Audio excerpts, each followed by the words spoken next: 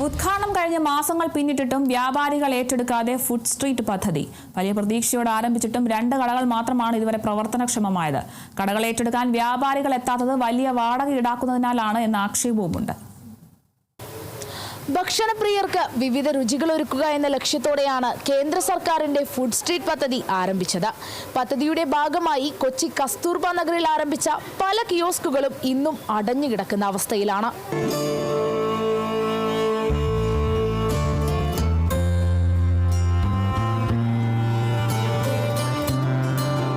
Food street പദ്ധതിയുടെ ഭാഗമായി 20 കിയോസ്കുകളാണ് September 27-ന് Kasturba നഗറിൽ നിർമ്മാണം പൂർത്തിയാക്കി ഉദ്ഘാടനം ചെയ്തത്.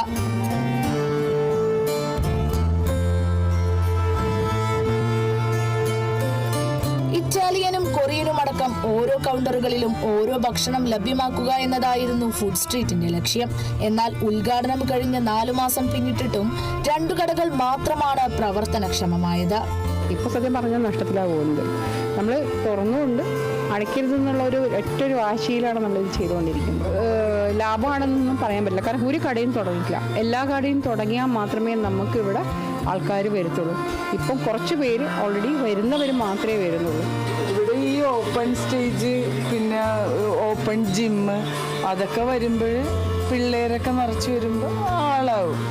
ആളില്ലാത്തതുകൊണ്ട് നമുക്ക് കിട്ടുന്നത് വളരെ കുറച്ച് പൈസയായി. ഇപ്പം അതിൽ നിന്ന് ഒരു ചായ അടിക്കുന്ന ആൾക്ക് പൈസ കൊടുത്തു കഴിഞ്ഞാൽ പിന്നെ വളരെ കുറച്ചേ പിന്നെ ഒന്നും ഉണ്ടാവത്തില്ല.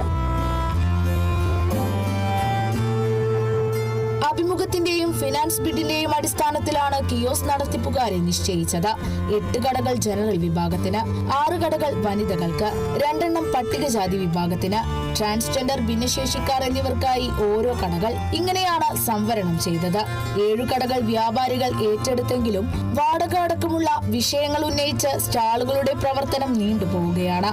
ഇങ്ങനെ ഇന്നപോലെ ഒരു GCDയുടെ ഫുഡ് കോർട്ടിന്റെ ബോർഡ് വേണമെന്നുള്ള എല്ലാ ആളുകളും പറയും. പിന്നെ പുറത്തുനിന്ന് ഇത് ഫുഡ് കോർട്ടായിട്ട് തോന്നില്ല, ഒരു ഗവൺമെൻറ്റിൻ്റെ ഒരു ഓഫീസായിട്ടാണ് തോന്നുന്നത്. അതുകൊണ്ടാണ് ഇവിടെ ആൾ കയറുന്നത്. പലർക്കും അറിയില്ല. കറണ്ട് ചാർജ് വേറെ, വാട്ടർ ബില്ല് വേറെ, അതുകൂടാതെ റെൻറ്റ്, ടാക്സ് എല്ലാം കൂടി നല്ലൊരു തുകയാണ് വരുന്നത്. ഒരു സാധാരണക്കാരനെ സംബന്ധിച്ച് ഇത് താങ്ങാൻ പറ്റുന്ന സംഗതിയല്ല. കൊച്ചി കോർപ്പറേഷൻ, ദേശീയ ആരോഗ്യ ദൗത്യ മിഷൻ എന്നിവയുടെ സഹകരണത്തോടെ നടപ്പിലാക്കിയ പദ്ധതിയാണ് ഫുഡ് സ്ട്രീറ്റ്.